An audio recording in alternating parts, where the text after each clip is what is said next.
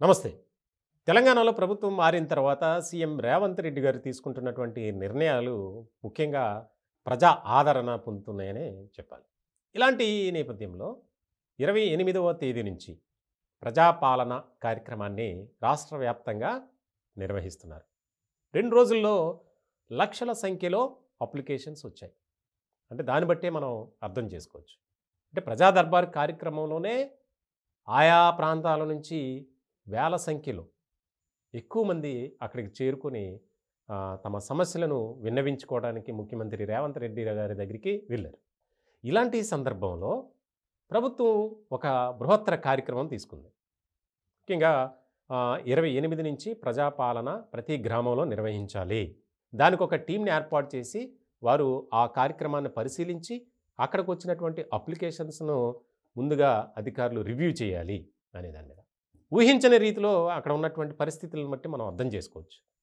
మొదటి రోజు దాదాపు 7 లక్షలైతే రెండో రోజు ఆ సంఖ్య 8 లక్షలకు పెరిగింది. సో అంటే చూడవచ్చు మనం దీన్ని బట్టి అర్థం చేసుకోవచ్చు. ప్రజల్లో ఏ రకమైనటువంటి ఎదురుచూపు ఉంది. గత ప్రభుత్వం చేపట్టినటువంటి కార్యక్రమాలు, అలాగే ఇప్పుడు తాజాగా కాంగ్రెస్ ప్రభుత్వం చేపడుతున్నటువంటి కార్యక్రమాలు ప్రజల్లో ఏ విధమైనటువంటి మన్నన పొందింది అనేది మనం అర్థం చేసుకోవచ్చు. ఇలాంటి నేపథ్యంలో ప్రజలు చాలా కొంత అయోమయానికి, గందరగోళానికి గురవుతున్నారు. ముఖ్యంగా అప్లికేషన్స్ అయిపోతున్నాయి. దానికి సంబంధించి ఆయా ప్రాంతాల్లో అక్కడ ఉన్నటువంటి జిరాక్స్ సెంటర్లు, అలాగే కొంతమంది ప్రజలను మభ్యపెట్టి వారి నుంచి డబ్బులు వసూలు చేస్తున్నారు. మా దగ్గర తీసుకుంటేనే ఈ అప్లికేషన్ ప్రభుత్వం యాక్సెప్ట్ చేస్తుంది అని. ఇలాంటి నేపథ్యంలో అది కూడా ఒక కంప్లైంట్గా సీఎం రేవంత్ రెడ్డి గారి నోటీస్కి వెళ్ళింది. ఇటువంటి సిచ్యువేషన్లో ఆయన చాలా సీరియస్గా దాని మీద ఫోకస్ పెట్టారు. ఎందుకంటే ప్రజాపాలన కార్యక్రమం ఇది ఇందిరమ్మ రాజ్యంలో ఒక భాగం. మనం ఏదైతే ప్రజలకు ఎన్నికల ముందు మనం చేసినటువంటి వాగ్దానాలు, ప్రామిసెస్ ఏవైతే ఉన్నాయో వాటిని నెరవేర్చేందుకు మనం పని చేయాలి, కష్టపడాలి, ప్రజల వద్దకే మనం వెళ్ళాలి. ఈ 10 ఏళ్ల పాటు ఒక నియంత పాలన అనేది రాష్ట్రంలో జరిగింది. కాబట్టి దానికి విముక్తి కలిగింది. కాబట్టి మనం ఒక మంచి పరిపాలన చేయాలి అని మొదటి నుంచి రేవంత్ రెడ్డి గారు అధికారులకు అదే చెప్తున్నారు. ఇలాంటి సిచ్యువేషన్లో ఈ అప్లికేషన్స్, అలాగే ఈ ప్రజాపాలన కార్యక్రమం అన్నిటిపై ఉన్నతాధికారులతో సీఎం రేవంత్ రెడ్డి సమీక్ష నిర్వహించారు.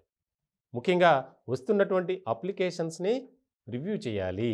అలాగే ప్రజాపాలన కార్యక్రమంలో ఎన్నో రకాల కంప్లైంట్స్ వస్తున్నాయి, వాటిని క్యాటలాగ్ చేయాలి.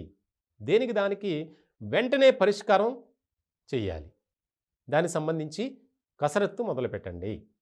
అలాగే ప్రజలు ఏదైతే ఒక గందరగోళ వాతావరణానికి గురవుతున్నారు, అంటే ఇప్పుడు మళ్ళీ కొత్తగా అప్లై చేసుకోవాలా, మేము ఆల్రెడీ అప్లై చేసుకునే ఉన్నాం, మాకు ఆ పథకం వర్తిస్తుంది, మళ్ళీ ప్రభుత్వం మారింది కాబట్టి మళ్ళీ అప్లై చేసుకోవాలంటున్నారు అని చెప్పి ఆల్రెడీ అర్హులైన వారు వెళ్తున్నారు, అప్లికేషన్స్ ఇస్తున్నారు.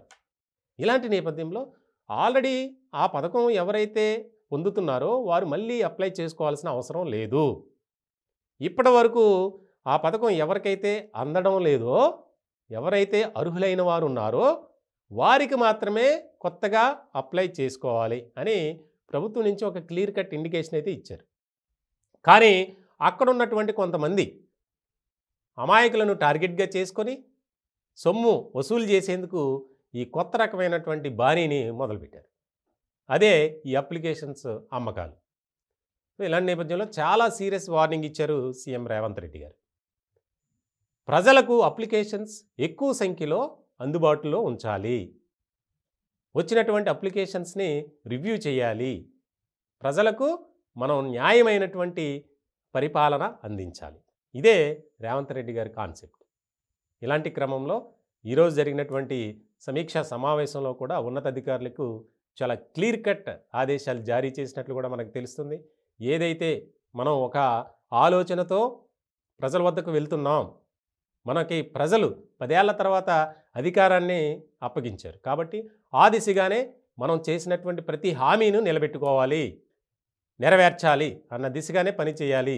దీనిలో ఎవరైనా పారదర్శకత పాటించకపోతే దీనిలో ఎవరైనా అక్రమాలకు అవినీతికి పాల్పడితే మాత్రం ఉపేక్షించేది లేదు అని చెప్పి కూడా ఒక సీరియస్ వార్న్ చేసినట్లు మనకి సమాచారం అందుతుంది. మొత్తానికి ప్రజాపాలన కార్యక్రమంలో లక్షలాది మంది అక్కడికి అటెండ్ అవ్వటం, ఆ గ్రామ సభల్లో వారి బాధలను విన్నవించుకోవటం, అక్కడ జరుగుతున్నటువంటి అరాచకాలు అక్రమాలపై కంప్లైంట్స్ రూపంలో ఇవ్వటం, అలాగే పథకాలకు సంబంధించి మేము అర్హులుగా ఉన్నప్పటికీ గత ప్రభుత్వం మమ్మల్ని మోసం చేసింది, ఈ స్థానిక నాయకులు మమ్మల్ని ప్రలోభపెట్టారు, మభ్యపెట్టారు, మా దగ్గర డబ్బులు తీసుకొని కూడా మాకు పథకాలు వర్తించేలా చేయలేదు అనేది ఎక్కువ కంప్లైంట్స్ వస్తున్నాయట. దీనికి సంబంధించి ఇప్పటికే గతంలో దళిత బంధు విషయంలో ఒక పెద్ద గొడవ అయింది. అది పోలీస్ స్టేషన్ కూడా వెళ్ళింది. ముఖ్యంగా మెదక్ జిల్లాలో ఆందోళన నియోజకవర్గ ఎమ్మెల్యేగా ఉన్నటువంటి చంటి క్రాంతి కిరణ్పై అక్కడ ఉన్నటువంటి గ్రామస్తులు కొంతమంది మా దగ్గర డబ్బులు వసూలు చేశారు, కానీ మాకు పథకం రాలేదు అని కంప్లైంట్ చేశారు. ఇలాంటి నేపథ్యంలో అటువంటి పరిస్థితులు మన ప్రభుత్వంపై ఉండకూడదు. చాలా న్యాయమైనటువంటి పరిపాలన మనం ప్రజలకు అందించాలి అని చెప్పి చాలా కొన్ని నిర్దిష్టమైనటువంటి ఆదేశాలు జారీ చేసినట్లు కూడా మనకి సమాచారం అందుతుంది.